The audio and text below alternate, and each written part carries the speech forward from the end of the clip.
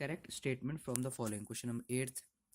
Biogas is produced by activity of aerobic bacteria on animal waste. Methanobacterium is an aerobic bacterium found in rumen of cattle. Biogas, commonly called gobar gas, is pure methane. Activated sludge sediment in settlement tanks of sewage treatment plant is a rich source of aerobic bacteria.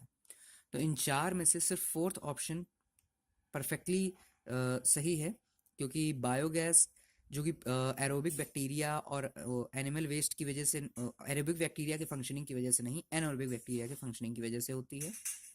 मेथानोबैक्टीरियम एक is an aerobic bacteria found in र्यूमन of kettles. नहीं, मेथानोबैक्टीरिया एक anaerobic bacterium होता है.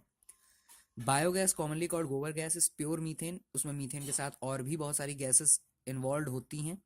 Fourth, activated sludge sediment is settlement tanks of sewage treatment plant is a rich source of aerobic bacteria. ये बिल्कुल सही है, क्योंकि एक्टिवेटेड स्लज सेडिमेंट, जहाँ पे पूरा स्लज सेडिमेंट होता है, वहां पे सबसे ज्यादा आपको एरोबिक बैक्टीरिया मिलेंगे. इसलिए fourth option is the right option.